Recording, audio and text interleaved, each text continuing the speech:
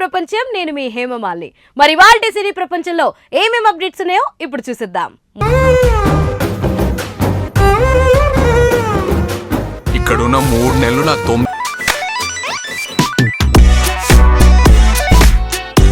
ముందుగా మొదటిది సినీ సెలబ్రిటీస్ తో మోదీ మీటింగ్, చిరు ట్వీట్ వైరల్. మరి వివరాలేంటో ఇప్పుడు చూసేద్దాం. हमारे चिरंजीवी गारू ने भारतीय फिल्मों के वर्ल्ड मार्केट, उनके पोटेंशियल के बारे में विस्तार से बताया और मैं मानता हूं ये पहलू अपने आप में बहुत महत्वपूर्ण है.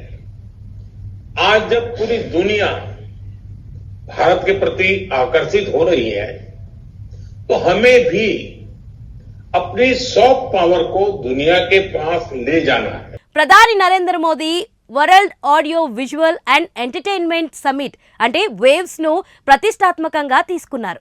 భారతదేశాన్ని వినోద రంగంతో మరింతగా అభివృద్ధి దిశగా పయనించేలా చేయాలని నడుం బిగించుకున్నారు.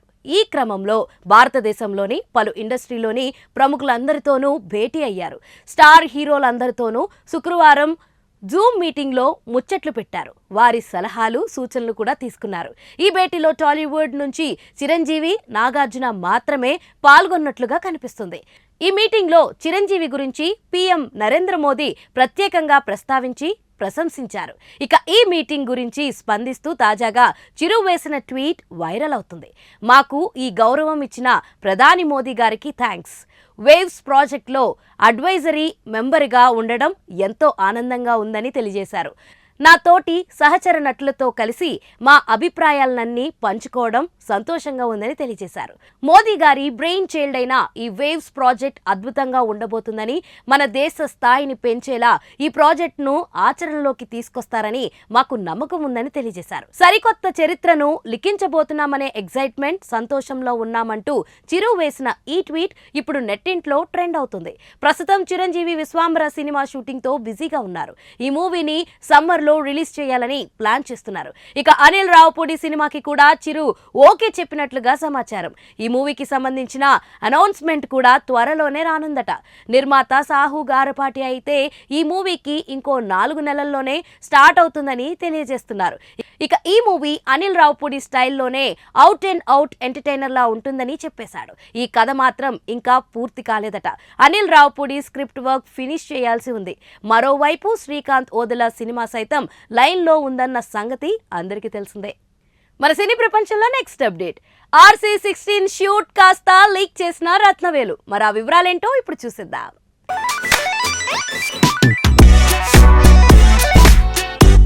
రామ్ చరణ్, బుచ్చిబాబు కలిసి ప్రస్తుతం రాత్రి షూట్ అంటూ బిజీగా ఉన్నారు. ఇక రాత్రి పూట జరుగుతున్న షూటింగ్లకు రామ్ చరణ్ ఓ స్పెషల్ గెస్ట్ ని కూడా తీసుకొచ్చేశాడు.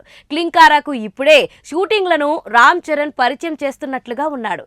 ఇక రాత్రి పూట షూటింగ్ల రామ్ చరణ్ తో పాటు క్లింకారా కూడా సందడి చేస్తుంది. ప్రస్తుతం క్రికెట్ గ్రౌండ్ సెటప్ లో షూటింగ్ జరుగుతుందని లీక్ వచ్చిన సంగతి అందరికీ తెలిసిందే. కానీ వీటిని రత్నవేలు అధికారికంగా లీక్ చేసినట్లు అయ్యింది. తాజాగా రత్నవేలు వేసిన ట్వీట్ తో ఈ విషయం అందరికీ అర్థమైంది.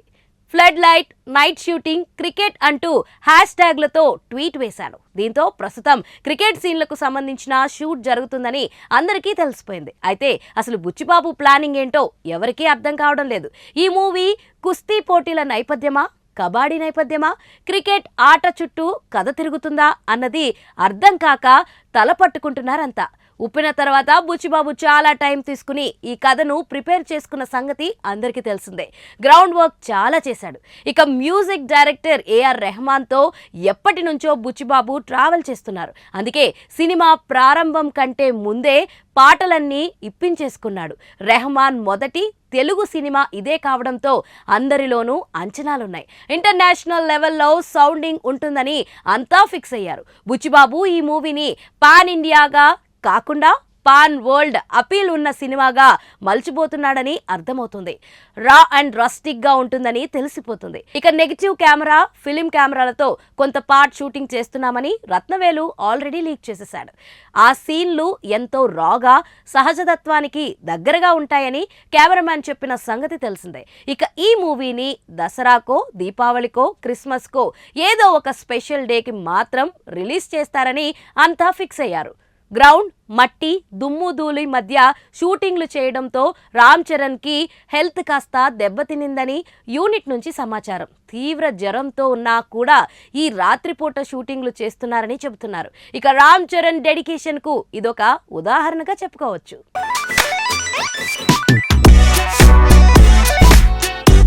మన సినీ ప్రపంచంలో నెక్స్ట్ అప్డేట్. ఎన్నాళ్ళలో వేచిన ఉదయం చేతూకి ఎదురయ్యింది. మరి ఆ వివరాలేంటో ఇప్పుడు చూసిద్దాం.